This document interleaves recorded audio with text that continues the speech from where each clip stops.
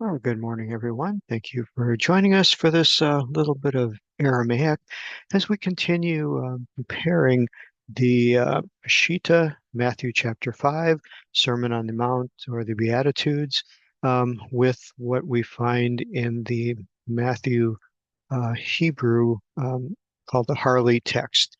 And so we're continuing with verse 1, and as I compare this, uh, again, trying to understand the different meanings and whether the two can be supportive of one another or relate to one another in some way. And so what we're going to look at here is the next three words. Um, the lower portion here is the Matthew Harley, and it has the word translated as Jesus, here written Hebrew Yeshua with the Yud, Shin, Shurik, Vav, and then the Ayin ending with the comets underneath. So what we look above here and we see the same letters in the Aramaic, although it is pronounced slightly different. We have the Sere under the Yod, but the Ayin does not have the um, excuse me, the patak underneath it. And so this would be pronounced Yeshu. So again, this is very interesting as we look at the root of this. Going to scroll down to just a little bit of study that I did in the Hebrew that I want to share with you. This is the Hebrew um, in the lexicon number 3442 that you can look up. And to me, this is just a very fascinating word. And we see that it's mentioned throughout Hebrew as meaning salvation. And many studies about the root value of the word and where it comes from. The yud and the hey, we see that as a yah on like the words hallelujah. Um, Many other words in the Bible, Elijah, um, have the names of Yah or the Yud and the Hey at the end. And so, but in the rest of the Hebrew Bible, you'll see the four consonants of Yud, Hey, Vav, Hey, and pronounced many different ways. But we really don't know how it's pronounced because the vowels are not there. Many people will say it's pronounced Yahweh. Some will say it's pronounced Jehovah, Jehovah. There's no J in the Hebrew, only a Y. So it's really we don't know. People are somewhat sure, but what we are sure about is the Yud Hey of Yah is very clear. And so the other basis for discussion is the Yud Hey God's name or is the Yud Hey Vav Hey God's name? So I tend to go against the mainstream here a little bit, and I really believe that the Yah or Yud Hey is the divine name, not just an abbreviation, as many texts will say. Someone backing me up on this is a very noted scholar and Bible commentator named Robert Alter.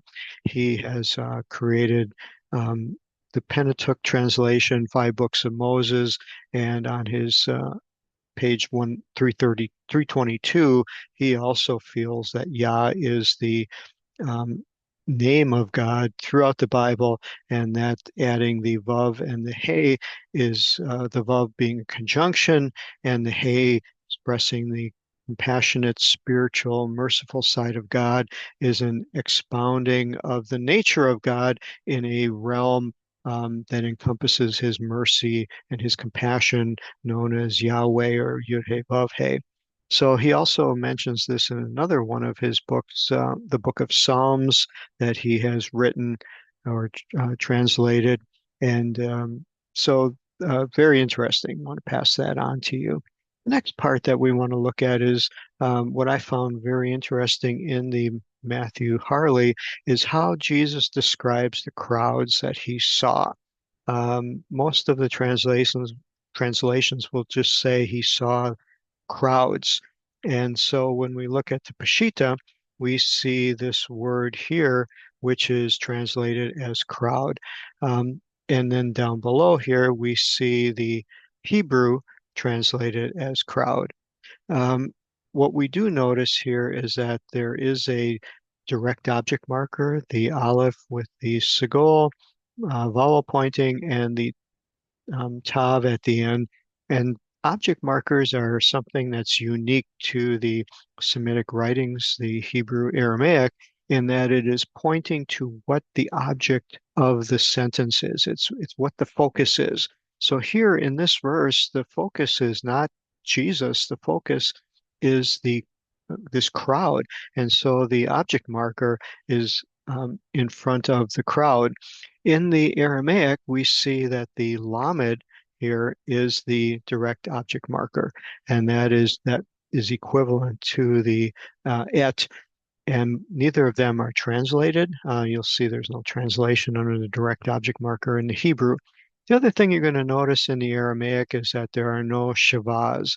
Shavas are these two little vertical dots that appear in Hebrew under letters that in really do not have any vowel sound. They are meant just to say the consonant. There is somewhat of, you can't say a consonant without some sort of vocal sound to it, but the consonant is just meant to be emphasized without any vowel underneath it. So Aramaic does not use shavas. It implies that when you see the consonant, you're supposed to vocalize it like it's a shava, which of course brings in some interesting things to play, like this word is lechen neshe, and that is so the lamed of le is pronounced. He is the breathy cough sound, the seri underneath, but then the nun can either be pronounced as chen or cheneshe. It depends upon how much emphasis you're able to put on the nun. There are some consonant combinations, especially when it includes a dalet and a noon, that you have to kind of break them apart and apply a sound of a shava on that letter just to provide emphasis so that you can hear it and it doesn't run together. But what's interesting here is in the Hebrew, and I haven't found this anywhere else in any other translation other than the Harley, is that the word he uses to describe the crowd is the word for orphan girls, and it's ketot. And so this doesn't show up anywhere else. It doesn't reflect in the Peshitta. The Peshitta has the word of kineshe here, which is a word for gathering.